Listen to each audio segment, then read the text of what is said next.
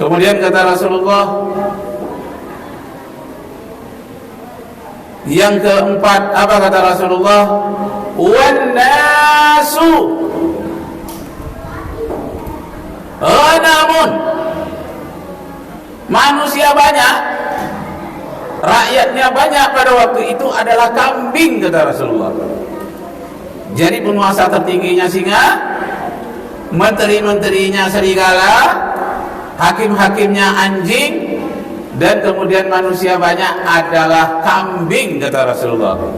Masya Allah. Seperti apa karakter kambing ini?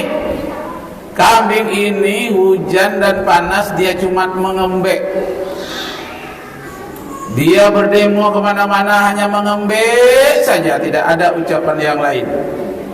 Ketika singa berpesta pora, yang jadi korban kambing. Ketika serigala berpesta pora, yang jadi korban kambing. Ketika anjing-anjing berpesta pora, yang jadi korban juga kambing. Nah, itu kata Rasulullah, akan datang suatu masa nanti kepada umatku.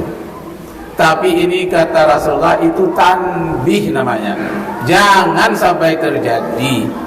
Tanbih itu artinya peringatan, peringatan keras dari Rasulullah, jangan sampai terjadi.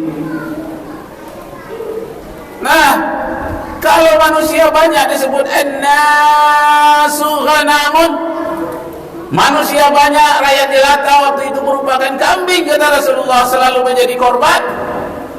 Dan kemudian kata Rasulullah, dinuhum darahimuhum. Agama mereka pada waktu itu adalah uang. Dinuhum darahimuhum wa syahwatuhum.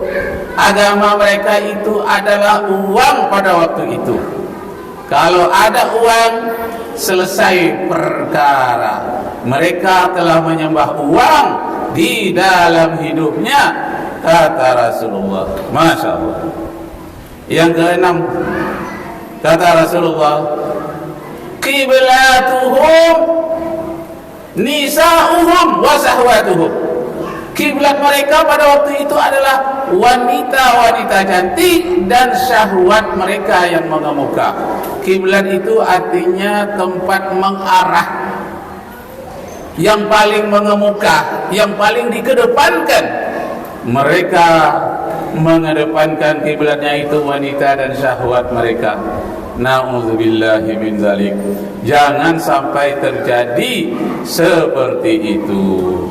Kaum muslimin sidang Jumat yang berbahagia, nampaknya kalau kita nilai-nilai apa yang diramalkan oleh Rasulullah, mungkin sudah mendekati apa yang terjadi, baik tingkat dunia, tingkat tinggi yang dipelopori oleh si singa Amerika namanya, maupun tingkat-tingkat rendah, dari pegawai-pegawai rendahan, pekerja-pekerja rendahan yang menipu timbangan, yang menipu ukuran, tidak sedikit jumlahnya. Padahal Al-Quran telah mengingatkan, wailul lil mutaffifin, celaka besar bagi orang yang curang. Alladzina idza iktalu 'alan nasi yastawfun. Apabila dia mengukur untuk dirinya, disuruhnya orang lain, penuhkan ukuran dan timbangan. Wa idza kaluhum aw wazanuhum yukhsirun. Tapi apabila dia menimbang, dia mengukur sendiri, dikurang-kuranginya. Apabila orang lain menimbang untuk dirinya, penuhkanlah katanya. Ketika dia menimbang sendiri, dia kurang-kurangi. Ala yazunnu ulaika annahum mab'usun. Orang yang seperti itu lupa bahwa perbuatannya itu akan diminta pertanggungjawabannya di hadapan Allah Subhanahu wa taala. Yauma yaqumun nasu li rabbil alamin. Pada hari pertimbangan Allah tak bisa disogok.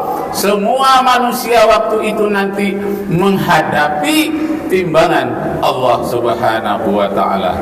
Nah, kaum muslimin yang berbahagia, sebelum datang waktu-waktu yang seperti itu, baik kiamat kecil berupa matinya kita satu-satu, maupun kiamat besar hancurnya alam semesta yang datangnya sama-sama tiba-tiba, tidak kita sangka-sangka, tahu-tahu datang saja. Karena itu persiapkanlah diri. Jadilah orang yang berakhlak, jangan seperti singa.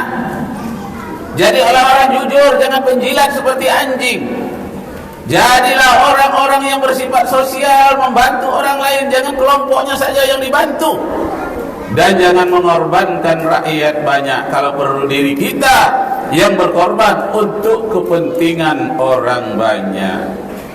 Kaum muslimin sidang jemaat yang berbahagia, dalam satu hadis lagi dinyatakan oleh Rasulullah, ya'ti 'alan nasi zamanun, akan datang suatu masa nanti kepada umatku, la tutaqul ma'isata fihim illa bil ma'syiat.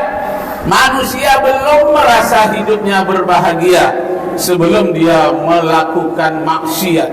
Hatta yukadzibar rajulu wa yahlib.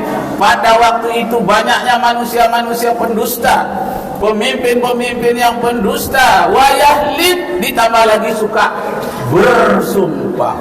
Dia menguatkan dustanya dengan bersumpah. Dia menguatkan penipuan-penipuannya dengan bersumpah.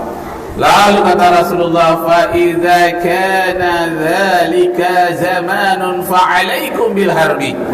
Kalau datanglah zaman seperti itu nanti kepada kalian, cepat-cepatlah kalian melarikan diri, kata Rasulullah.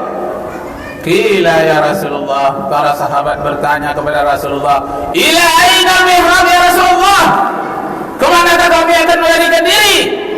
Jawab Rasulullah, ila Allah ta'ala, ila kitabihi, wa ila sunnatin nabiyyi. Larinya hajalah kepada ajaran Allah, lari kepada kitabnya, dan lari kepada sunnah Nabi sallallahu alaihi wasallam. Mudah-mudahan kita ini termasuk orang-orang yang lari kepada Allah dan Rasulnya, lari kepada sunnah Nabi sallallahu alaihi wasallam. Barakallahu li wa lakum fil Qur'anil azim, wa nafa'ani wa iyyakum bima fihi minal ayati wa dzikr.